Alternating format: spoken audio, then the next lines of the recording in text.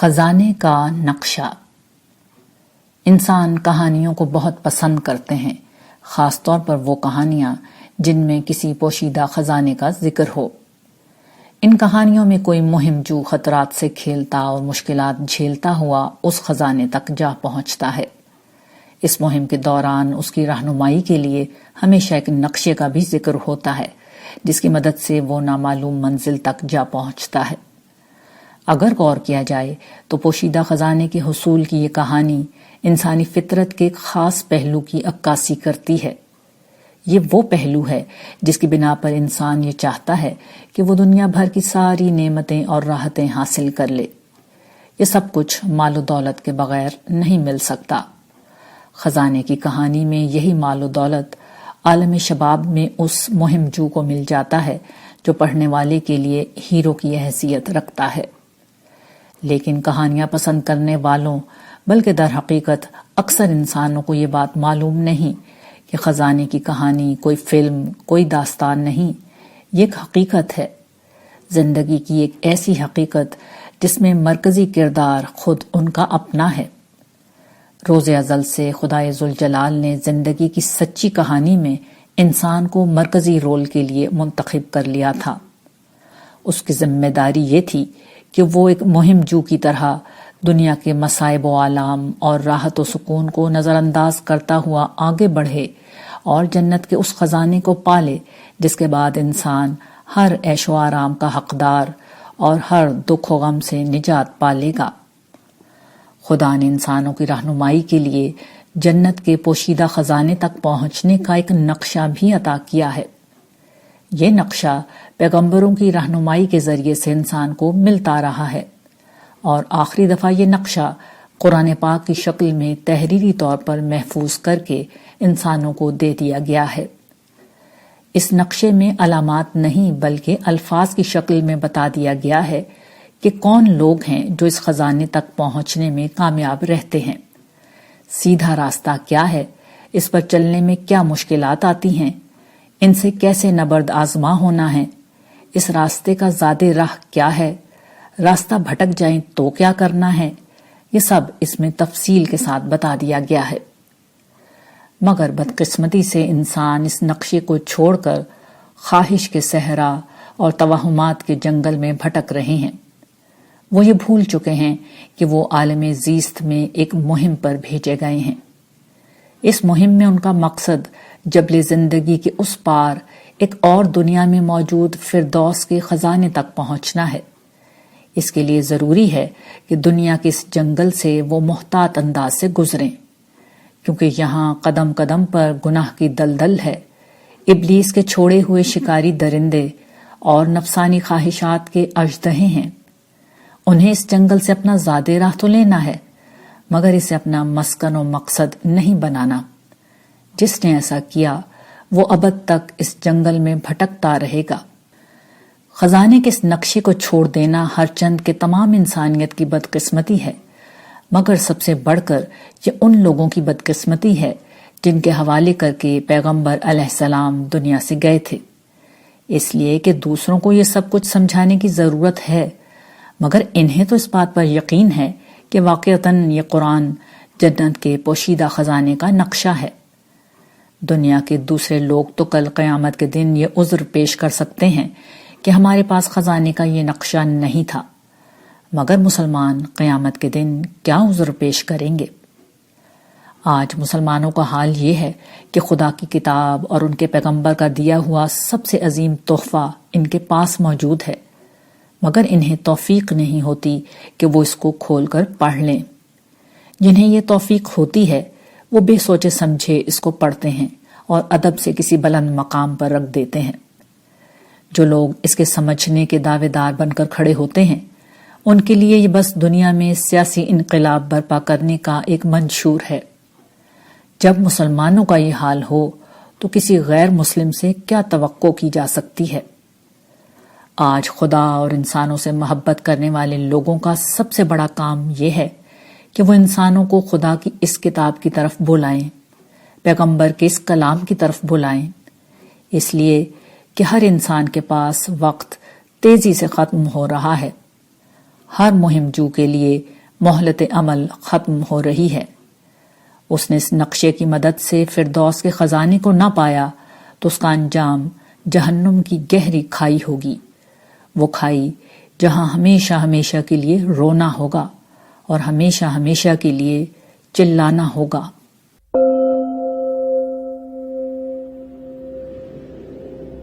Time machine, وقت میں آگے یا پیچھے کی سمت سفر کرنا دور جدید کے انسان کی اہم ترین خواہش رہی ہے۔ سائنس کی ترقی کے ساتھ ہی 19ویں صدی سے اس موضوع پر فکشن تخلیق کیا جانے لگا تھا۔ پھر 20ویں اور 21ویں صدی میں آئنسٹائن اور اسٹیفن ہاکنگ جیسے عظیم ترین ماہرین طبیعیات اور سائنسدان اس کے امکانات تلاش کرتے رہے ہیں، تاہم اب تک اس سلسلے میں ہونے والا تمام تر کام نظریاتی نوعیت کا ہے۔ مثلاً ایک تھیوری یہ پیش کی جاتی ہے جسے دور جدید کے سب سے بڑے سائنسدان اسٹیفن ہاکنگ نے بار بار بیان کیا ہے کہ انسان اگر روشنی کی رفتار سے سفر کرنے کے قابل ہو جائے تو سائنس کے اصولوں کے تحت وقت میں سفر کرنا ممکن ہوگا۔ تاہم عملی طور پر یہ اور اس قسم کے دیگر نظریات ناقابل عمل ہیں۔ مثلاً جو سائنسی تھیوری یہ بتاتی ہے کہ روشنی کی رفتار حاصل کرنے کے بعد وقت میں سفر کرنا ممکن ہے، وہ یہ بھی بتاتی ہے کہ اس رفتار کے ساتھ ہی مادہ کی کمیت صفر ہو جاتی ہے، یعنی اس رفتار پر انسان کا مادی وجود باقی نہیں رہ سکتا۔ یہ اور اس نوعیت کے متعدد اعتراضات ہیں جن کی بنا پر یہ نظریات بس نظریات ہی ہیں اور حقیقت کا روپ دھارنے سے محروم ہیں۔ تاہم اس دنیا میں ایک اور قسم کی ٹائم مشین پائی جاتی ہے جو ہمیں اس قابل بنا دیتی ہے کہ ہم وقت میں سفر کر کے ماضی اور مستقبل کا مشاہدہ کر سکیں۔ یہ ٹائم مشین ایک ایسی ہستی کی تخلیق ہے جو ہر طرح کی مادی کمزوریوں اور محدودیتوں سے پاک ہے۔ وہ اللہ تعالیٰ کی ذات ہے جو مکہ کی پابند ہے، نہ زماں کی۔ مشرق ہو یا مغرب، آسمان ہو یا زمین، ہر شے بیک وقت اس کی نگاہ میں ہے۔ ٹھیک اسی طرح ماضی کی کوئی داستان ہو یا مستقبل کا کوئی واقعہ، اللہ تعالیٰ ہر چیز سے پوری طرح باخبر ہیں۔ انہوں نے یہ کرم کیا کہ اپنے اس علم کو انسانوں تک اپنی وحی اور اپنے کلام پاک کے ذریعے سے قرآن مجید کی شکل میں منتقل کر دیا۔ قرآن مجید بے شک و شبہ وہ کتاب ہے جو انسان کو وقت کی ہر محدودیت سے بلند کر کے بیک وقت ماضی، حال اور مستقبل ہر چیز کی خبر دیتی ہے۔ قرآن ہمیں یہ بتاتا ہے کہ تخلیق آدم کے وقت کیا ہوا تھا، فرعون و موسیٰ کے قصے کی تفصیلات کیا ہیں۔ ٹھیک اسی طرح قرآن مجید ہمیں بتاتا ہے کہ قیامت کے دن کیا ہوگا، زمین و آسمان کے ساتھ کیا گزرے گی، انسان و حیوان کے ساتھ کیا ہوگا، نیک و بد کے ساتھ کیا کچھ پیش آئے گا۔ ایک شخص یہ اعتراض کر سکتا ہے کہ یہ قرآنی ٹائم مشین محض ایک دعویٰ ہے۔ کوئی بھی شخص ماضی اور مستقبل کے نام پر کچھ بھی بیان کر سکتا ہے، ہم کیسے اس کی تردید و تصدیق کریں؟ یہی قرآن کریم کا معجزہ ہے کہ وہ نہ صرف ہمیں ماضی و مستقبل میں لے جاتا ہے بلکہ ٹائم مشین ہی کے بعض ایسے کمالات دکھاتا ہے جو اس کی سچائی کا ثبوت بن چکے ہیں۔ اس بات کو ایک مثال سے سمجھیں۔ آج ایک شخص یہ دعویٰ کرے کہ اس نے مستقبل میں سفر کر کے یہ دیکھ لیا ہے کہ 1000 سال بعد کیا ہوگا، تو ہمارے پاس اس کی تصدیق و تردید کا کوئی ذریعہ نہیں سوائے اس کے کہ اس سے یہ پوچھا جائے کہ بتاؤ ہماری زندگی کے اگلے 10 سالوں میں کیا ہوگا۔ وہ جو کچھ بتائے اگر 10 سال بعد ٹھیک یہی ہو جائے تو اس کا مطلب یہ ہوگا کہ وہ اپنے دعویٰ میں سچا ہے۔ ٹھیک یہی قرآن مجید نے بھی کیا ہے۔ اس نے قیامت کے بعد ہی کی خبریں نہیں دی، بلکہ اپنی سچائی کے ثبوت کے لیے آغاز وحی کے چند برس بعد پیش آنے والے بعض واقعات کو بھی کھول کر بیان کر دیا۔ مثلا روم و ایران کی جنگ میں شکست خوردہ رومیوں کی ناقابل یقین فتح کی پیش گوئی، یہ پیش گوئی پوری ہوئی اور یہ بات ثابت ہو گئی کہ قرآن اپنے دعویٰ میں ایک سچی کتاب ہے۔ یہی وہ ٹائم مشین ہے جس میں بیٹھ کر نہ صرف ہم مستقبل کی سیر کر سکتے ہیں بلکہ اس کے برے نتائج سے اپنے آپ کو بچا سکتے ہیں، یعنی جہنم سے بچ کر جنت کی تیاری کر سکتے ہیں۔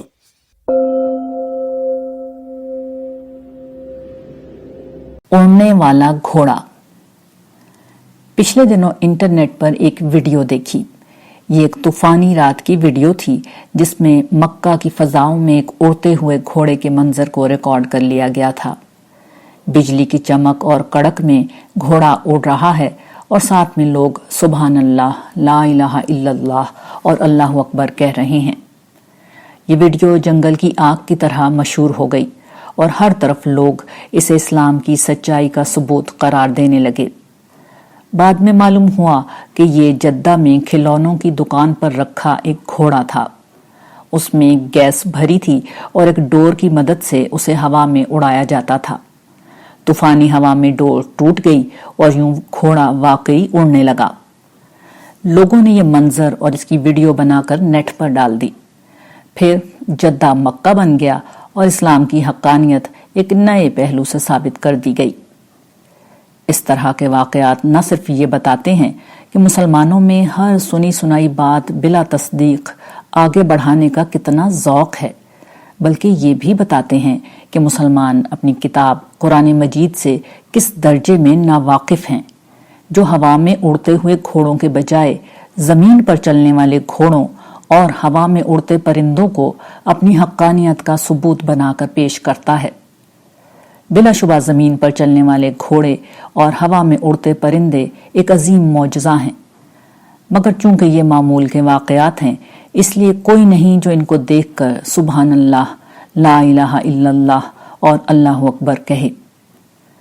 نبی کریم صلی اللہ علیہ وآلہ وسلم پر نازل ہونے والی خدا کی کتاب قرآن مجید توہمات کی نہیں، علم کی کتاب ہے۔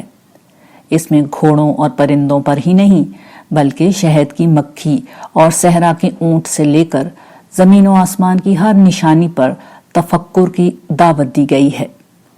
یہ بتایا گیا ہے کہ ان چیزوں کا ہونا خدا کے ہونے اور تنہا رب ہونے کا سب سے بڑا ثبوت ہے۔ حقیقت یہ ہے کہ اس دنیا میں چلنے والے گھوڑوں، اڑنے والے پرندوں اور زندگی کی ہر قسم کا ہونا ایک معجزہ ہے۔ اس کا سبب یہ ہے کہ ہم جن چلنے والے گھوڑوں اور اڑنے والے پرندوں کو دیکھتے ہیں وہ ایک ایسی کائنات کے باسی ہیں جو ہر اعتبار سے زندگی کی ہر قسم کے لیے ایک قاتل کائنات ہے۔ آج کا انسان یہ بات سب سے بڑھ کر جانتا ہے کہ اس کائنات میں زیادہ تر وہ محیب خلا ہے جہاں نہ سانس لینے کو آکسیجن ہے، نہ پینے کو پانی ہے، نہ کھانے کو غذا ہے۔ اس خلا میں اگر سیارے ہیں تو ان کا درجہ حرارت اتنا کم ہے کہ زندگی کی ہر قسم کو وہ فوراً ختم کر دے گا۔ اگر چٹانیں ہیں تو زندگی کی ہر قسم کے لیے موت کا پیغام ہے۔ باقی کائنات ستاروں یا بلیک ہول پر مشتمل ہے۔ ستارے اتنی گرم اور ایسی خوفناک آگ اگل رہے ہیں کہ ان سے لاکھوں میل کے فاصلے پر موجود ہر گھوڑے، انسان اور پرندے کی ہڈیاں بھی پگھل جائیں گی، جبکہ بلیک ہولز مادے کی ہر شکل ہی کو نہیں، روشنی اور توانائی کو بھی اپنے اندر نگل کر موت کے گھاٹ اتار دیتا ہے۔ یہاں زندگی کا کیا سوال؟ اس کے علاوہ بھی کائنات میں اگر کچھ ہے تو زندگی کی ہر قسم کے لیے اس کا مطلب موت کے سوا کچھ اور نہیں۔ یہ ہے وہ کائنات جس میں استثنائی طور پر کرۂ زمین پایا جاتا ہے۔ کائنات کے اس قبرستان میں زندگی کا یہ گہوارہ تن تنہا کھڑا اپنے خالق و مالک، اپنے حاکم و ناظم اور رب مہربان کا زندہ تعارف بن کر کھڑا ہے۔ اس کرۂ ارض پر پانی ہے، یہاں ہریالی ہے، کھلی فضا ہے، سمندر اور دریا ہیں، زرخیز مٹی اور برف سے لدے پہاڑ ہیں۔ حیات کی باقی اقسام کو چھوڑیے، یہاں زمین پر چلنے والے گھوڑے ہیں اور آسمان پر اڑنے والے پرندے ہیں۔ پھر یہاں قرآن مجید ہے جو لوگوں کے سامنے ان چلنے والے گھوڑوں اور اڑنے والے پرندوں کو بطور نشانی پیش کرتا ہے۔ مگر یہ بد نصیب حاملین قرآن اڑنے والے پرندوں اور زمین پر چلنے والے گھوڑوں کو دیکھتے ہیں اور چیخیں مار کر روتے نہیں۔ ان کی آنکھوں سے آنسو جاری نہیں ہوتے، ان کی زبان سے سبحان اللہ، لا الہ الا اللہ اور اللہ اکبر کے الفاظ نہیں نکلتے۔ وہ اڑتے ہوئے گھوڑے تلاش کرتے اور ان کو اسلام کی سچائی کا ثبوت بنا کر دنیا کے سامنے پیش کرتے ہیں۔ کوئی ان عقل مندوں سے پوچھے کہ کسی روز ایسا کوئی گھوڑا اگر واقعی نظر آ گیا اور ویٹیکن میں نظر آ گیا تو کیا مسیحیت سچا مذہب بن جائے گی؟ ہمیں یہ جان لینا چاہیے کہ اسلام توہمات کی نہیں، علم کی بنیاد پر کھڑا ہے۔ اس کی دعوت ایک ایسے دور کے لیے ہے جب علم سچائی کی بنیاد بن چکا ہے۔ جدید انسان اب توہمات کی نہیں، علم کی بنیاد پر جیتا ہے اور قرآن مجید اس کی طلب کا بہترین جواب ہے۔ مگر بدقسمتی سے سر دست یہ قرآن مجید بغیر سمجھے پڑھنے کے کام آتا ہے۔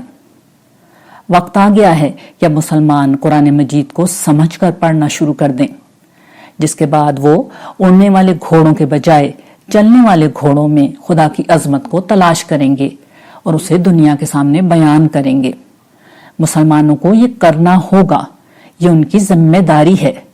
وہ یہ نہیں کریں گے تو غیر مسلم خدا کا انکار کر کے مسلمانوں کی دنیا اور اپنی آخرت دونوں خراب کرتے رہیں گے۔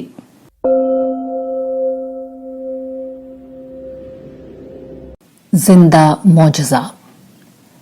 علامہ اقبال بر صغیر کے مسلمانوں کے ایک ملی رہنما ہونے کے علاوہ ایک فلسفی، سیاستدان اور عظیم فکری قائد بھی تھے۔ اقبال نے اپنے خیالات لوگوں تک پہنچانے کے لیے شاعری کے ذریعے کو اختیار کیا۔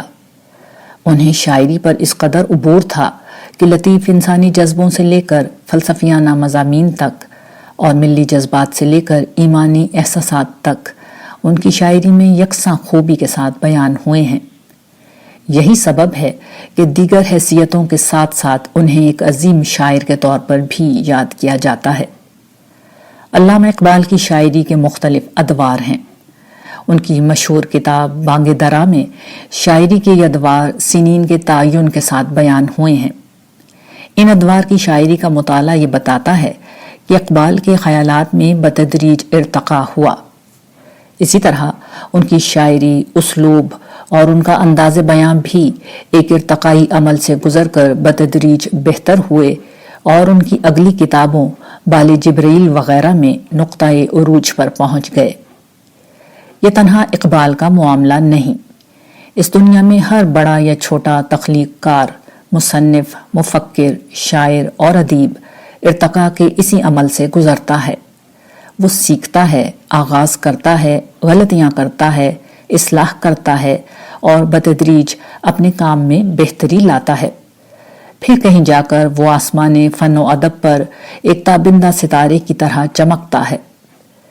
یہ تو ممکن ہے کہ تخلیق کار اپنے ابتدائی کام کو لوگوں میں لانے کے بجائے بعد میں کیے ہوئے اپنے بہتر کام کو پبلک میں لائے، لیکن دنیا کے بڑے سے بڑے تخلیق کار کے لیے یہ ممکن نہیں کہ وہ اپنے تخلیقی کام کا آغاز کرے اور پہلے ہی دن آخری درجے کا کام کر گزرے۔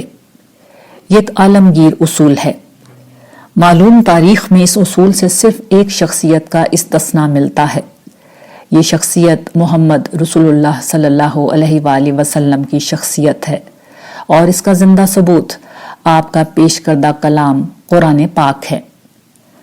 کوئی شخص رسول اللہ صلی اللہ علیہ وآلہ وسلم کو اللہ کا آخری پیغمبر مانے یا نہ مانے، وہ اس حقیقت کا انکار نہیں کر سکتا کہ آپ کا پیش کیا ہوا کلام عربی ادب کا شاہکار تھا۔ قرآن کی ادبی حیثیت کیا تھی، اس کا اندازہ اس بات سے لگایا جا سکتا ہے کہ اس میں مخالفین کو جگہ جگہ یہ چیلنج دیا گیا ہے کہ وہ اس کے جواب میں اس جیسی ایک سورہ ہی بنا کر لے آئیں، مگر زبان و ادب میں اپنی تمام تر مہارت کے باوجود اہل عرب اس جیسا کلام نہ لا سکے۔ یہ اس کلام کی عظمت ہے، مگر دوسری طرف یہ بھی ایک معجزانہ حقیقت ہے کہ اس کلام کو ایک ایسے شخص نے لوگوں کے سامنے پیش کیا جسے پڑھنا لکھنا نہیں آتا تھا، جسے زندگی بھر شعر و ادب کا کوئی ذوق و شوق نہیں رہا، مگر جب اس ہستی نے یہ کلام پیش کیا تو پہلے دن ہی سے یہ کلام اپنی زبان، بیان، اسالیب اور مضامین کے لحاظ سے آخری درجے کا کلام تھا۔ یہ کلام 23 برس تک اترتا رہا، مگر اس میں پیش کردہ افکار و خیالات میں کوئی تبدیلی یا زبان و بیان میں کسی ارتقاء کا کوئی معمولی سا شائبہ بھی نہیں ملتا۔ اس معجزے کا سبب یہ ہے کہ یہ کلام انسانی کلام نہیں بلکہ خدائی کلام ہے۔ یہ اس پروردگار کائنات کا کلام ہے جو سیکھتا نہیں سکھاتا ہے، جو ہر علم کا منبع اور ہر فن کا موجد ہے، جو ہر طرح کی غلطی، بھول، نسیان اور ارتقاء سے پاک ہے، جس کا کوئی آغاز نہیں، جس کا کوئی اختتام نہیں۔ ایسا لامحدود رب، ایسا عظیم رب جب کلام کرے گا تو یہ ممکن ہی نہیں کہ اس کے کلام میں کوئی غلطی، ارتقاء یا تضاد پایا جائے۔ قرآن پاک پروردگار عالم کا کلام ہے، یہ سرتسر ہدایت ہے، مگر اس کے ساتھ ساتھ یہ سرتسر ایک معجزہ بھی ہے، ایک زندہ جاوید خدائی معجزہ۔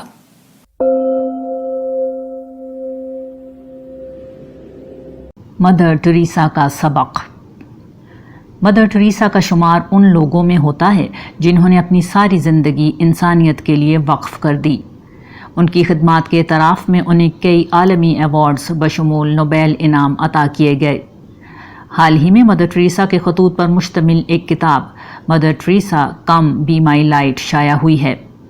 ان خطوط سے یہ ظاہر ہوتا ہے کہ مدر ٹریسا، جو کیتھولک چرچ سے وابستہ ایک نن تھیں، مذہبی اعتقادات کے بارے میں شکوک کا شکار تھیں۔ انہیں سینٹ کی سطح کا ایک بلند رتبہ مذہبی شخص سمجھا جاتا تھا، مگر اب معلوم ہوا کہ وہ خدا اور ایمان کے بارے میں بے یقینی کا شکار رہیں۔ مدر ٹریسا کی زندگی کے تفصیلی مطالعے سے یہ اندازہ کیا جا سکتا ہے کہ ایسا کیوں ہوا ہوگا۔ ان کی پرورش ان کے کٹر مذہبی والدین نے بطور ایک نن کے کی۔ 18 سال کی عمر میں وہ غریبوں کی فلاح و بہبود کے کاموں میں حصہ لینے کے لیے ایک آئرش مشنری تنظیم سے وابستہ ہو گئیں۔ 1929 میں انڈیا آئیں اور اس تنظیم کے تحت چلنے والے اسکولوں میں بچوں کو پڑھانے لگیں۔ اس کام کو انہوں نے اتنے جی جان سے کیا کہ وہ شدید بیمار پڑ گئیں۔ افسران نے انہیں تبدیلی آب و ہوا کے لیے دارجلنگ بھیجا اور یہیں انہیں خواب میں مسیح علیہ السلام کی زیارت ہوئی۔ اس خواب میں انہیں انتہائی غریب طبقات کی مدد کا حکم ہوا۔ اس طرح کے خواب انہیں بار بار آتے رہے، چنانچہ انہوں نے غریبوں کی مدد کے لیے اپنی ایک فلاحی تنظیم مشنریز آف چیریٹی قائم کی، جس سے وابستہ ہزاروں افراد آج دنیا بھر میں لاکھوں ضرورت مندوں کی مدد میں مصروف ہیں۔ لیکن اس تنظیم کے تحت انہوں نے جیسے ہی اپنے کام کا آغاز کیا تو انہیں یہ احساس ہوا کہ خدا موجود نہیں۔ انہیں یہ احساس 1948 میں کلکتے میں غربت کے ہاتھوں دم توڑتے لوگوں کے درمیان میں ہوا، اور پھر تعمر اس احساس نے ان کا پیچھا نہیں چھوڑا۔ مدر ٹریسا کی زندگی کی یہ تفصیلات ان کے معاملے کو صاف بیان کرتی ہیں۔ ایک کٹر مذہبی ماحول میں پرورش نے ان کی زندگی کی راہیں متعین کر دیں۔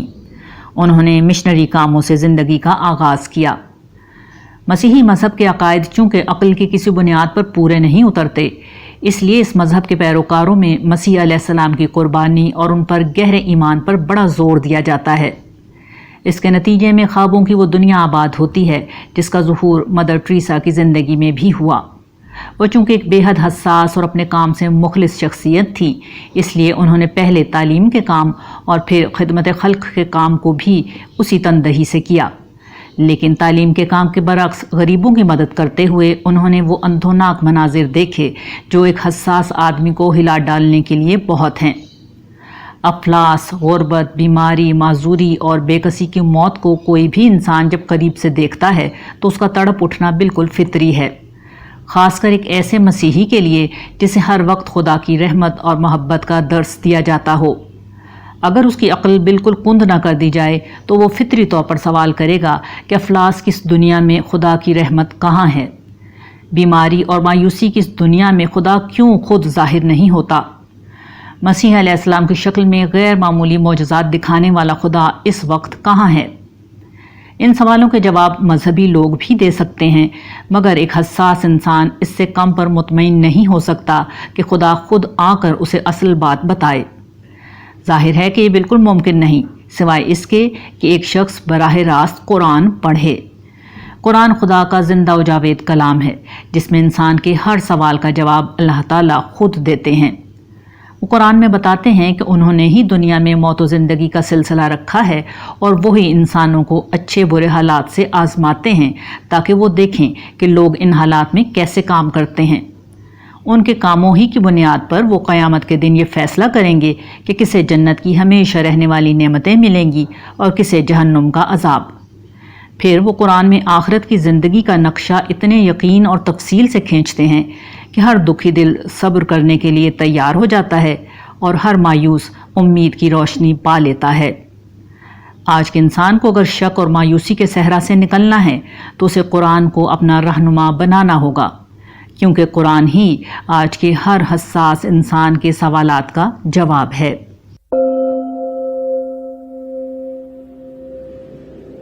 Intelligent design. جدید علم الکلام میں خدا کے وجود کی سب سے بڑی دلیل انٹیلیجنٹ ڈیزائن کی ہے۔ انٹیلیجنٹ ڈیزائن کا مطلب یہ ہوتا ہے کہ کائنات ایک زندہ، باشعور اور ذہین خالق کی تخلیق ہے جس نے اس دھرتی پر کائناتی قوتوں کو اس طرح منظم کیا ہے کہ یہ زندگی کا گہوارہ بنی ہوئی ہے۔ اس حوالے سے ایک صاحب کے کچھ اعتراضات ایک دوست نے مجھے بھیجے۔ معترض کے بقول انسانی جسم میں جو بعض حیاتیاتی نقائص پائے جاتے ہیں ان کی بنا پر انٹیلیجنٹ ڈیزائن کا تصور غلط ثابت ہو جاتا ہے۔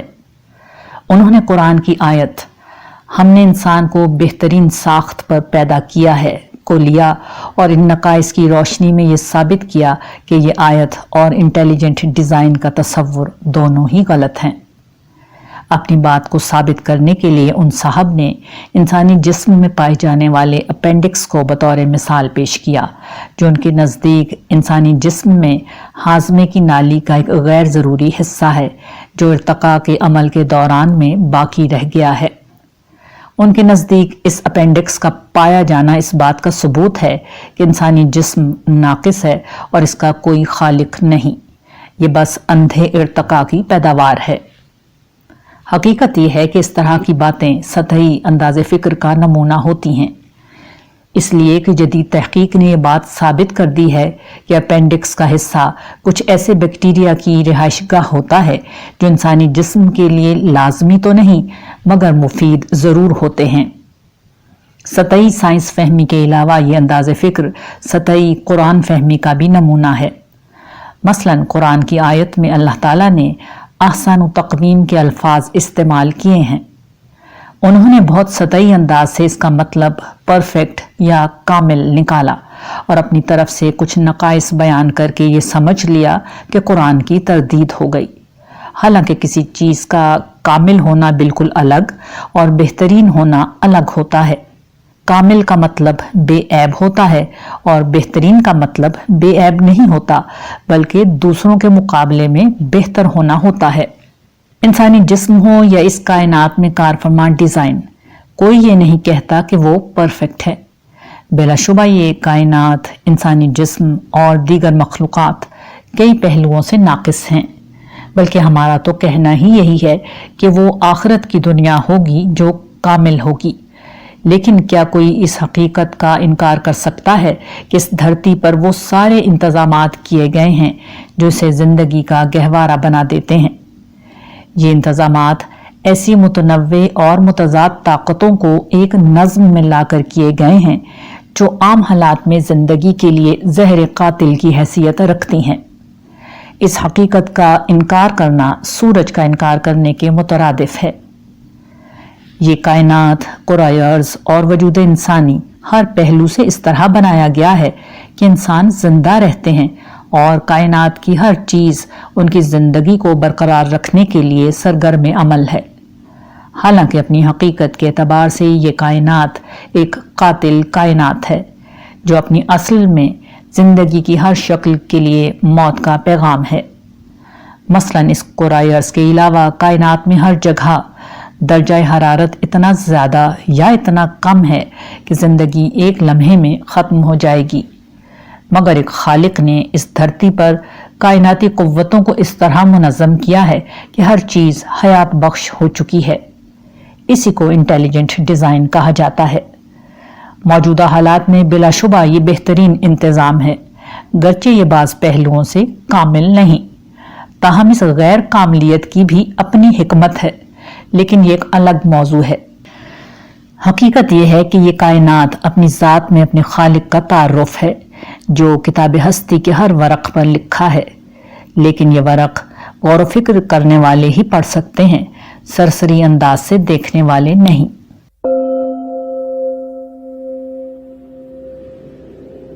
XYZ theory. ہمارے ہاں بیشتر لوگ اس حقیقت سے واقف نہیں ہیں کہ دور جدید میں جتنا ارتقاء سائنسی علوم میں ہوا ہے اتنا ہی یا شاید اس سے زیادہ ارتقاء سماجی علوم میں ہوا ہے۔ سماجی علوم میں سے نفسیات اور سوشیالوجی بہت اہمیت کے حامل ہیں۔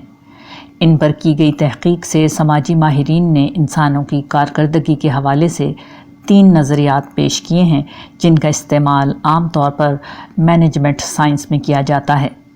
یہ ایکس، وائی اور زی تھیوری کہلاتی ہیں۔ ایکس تھیوری کے مطابق عام انسان کام سے بچنا چاہتے ہیں اور بغیر جبر اور دباؤ کے کام نہیں کرتے۔ وائی تھیوری اس کے برعکس نقطۂ نظر پیش کرتی ہے، یعنی لوگ دباؤ اور خوف کے بجائے اپنی اس فطری جبلت کے مطابق کام کرنا چاہتے ہیں جس کے نزدیک کام کھیل اور آرام جتنا ہی اہم ہے، اور عام حالات میں لوگ معاوضہ ملنے کی امید پر خود ہی ذمہ داری سے کام کر لیتے ہیں۔ زی تھیوری کے مطابق کسی شخص کے کام کرنے کا انحصار اس بات پر ہوتا ہے کہ جس کے لیے کام کیا جا رہا ہے وہ اس کی ضروریات کا کس حد تک خیال رکھتا ہے۔ یہ تینوں تھیوریاں اپنی اپنی جگہ بالکل ٹھیک ہیں۔ دور جدید کے کارپوریٹ کلچر میں مینجمنٹ انہی کی بنیاد پر لوگوں سے معاملہ کرتی ہے، تاہم قرآن مجید کے ایک طالب علم کے لیے یہ قرآن مجید کی حقانیت اور رسول اللہ صلی اللہ علیہ وآلہ وسلم کی صداقت کا ایک زندہ ثبوت ہے، اس لیے کہ قرآن مجید نے آج سے 1500 برس قبل جب کسی نے باقاعدہ علم نفسیات پر کام کیا تھا، نہ سماجیات پر، بندوں اور رب کے تعلق کو جب موضوع بنایا تو ٹھیک انہی 3 پہلوؤں سے انسانوں کو رب کی بندگی پر ابھارا۔ پہلا پہلو وہی ہے جسے ایکس تھیوری بیان کرتی ہے، یعنی بعض اوقات اور کچھ لوگوں کے لیے دباؤ ڈال کر جھنجھوڑنا ہی ان سے کام کرانے کا درست طریقہ ہوتا ہے۔ اس کو قرآن مجید انذار کہتا ہے، یعنی اللہ کی پکڑ اور جہنم کی سزا اور اس کے عذابوں کی شدت کا تصور دلا کر لوگوں کو نافرمانی سے روکا جائے۔ دوسرا پہلو وائی تھیوری والا ہے، یعنی بندگی انسانوں کی فطرت میں شامل ہے، اور جب ساتھ میں اللہ کی رضا اور جنت کی خوشخبری کے پہلو سے لوگوں کو ابھارا جاتا ہے تو لوگ اپنی فطرت کے زور پر اور جنت کے شوق میں اللہ کی عبادت اور بندگی پر آمادہ ہو جاتے ہیں۔ تیسرا پہلو زی تھیوری والا ہے۔ اس پہلو میں قرآن مجید لوگوں کو آسمان سے لے کر زمین تک اللہ تعالیٰ کی ربوبیت، رحمت، شفقت اور عنایات کے ان انتظامات کی طرف توجہ دلاتا ہے جو انسان کی ہر ضرورت کو پورا کرتے ہیں۔ قرآن مجید بتاتا ہے کہ اللہ تعالیٰ نے انسان کو زندگی دی، عدم سے وجود بخشا، اس کے لیے آسمان سے پانی اتارا، دن کو سورج سے روشن کیا اور دامن شب کو چاند کا چراغاں دیا۔ میاں بیوی کا محبت والا تعلق پیدا کیا، پھر اس سے ان کی نسل چلائی، ہزاروں قسم کے جانداروں کے لیے صرف گھاس اور چارے کو پیدا کیا، لیکن انسان کے لیے طرح طرح کے ذائقے پیدا کیے۔ ان جیسی ہزاروں نعمتوں کو یاد دلا کر قرآن مجید لوگوں سے یہ مطالبہ کرتا ہے کہ جس رب نے ان کے لیے یہ سارے اہتمام کیے ہیں وہی اس قابل ہے کہ اس کی بندگی کی جائے۔ جس نے انسانوں کی ہر ضرورت کو پورا کیا اور مستقبل میں بھی پورا کرنے کی یقین دہانی کرا رہا ہے، اسی کی عبادت کا راستہ درست راستہ ہے۔ انسان بندگی کی اس دعوت کو مانے یا نہ مانے یہ ان کا مسئلہ ہے، لیکن قرآن کا یہ طریقہ دعوت اب سماجی علم کی ترقی سے بھی سند تصدیق حاصل کر چکا ہے۔ یہ ثابت ہو چکا ہے کہ قرآن مجید اسی رب کا نازل کردہ ہے جو ہر انسان کا خالق اور سب سے بڑھ کر ان کی نفسیات کو جاننے والا ہے۔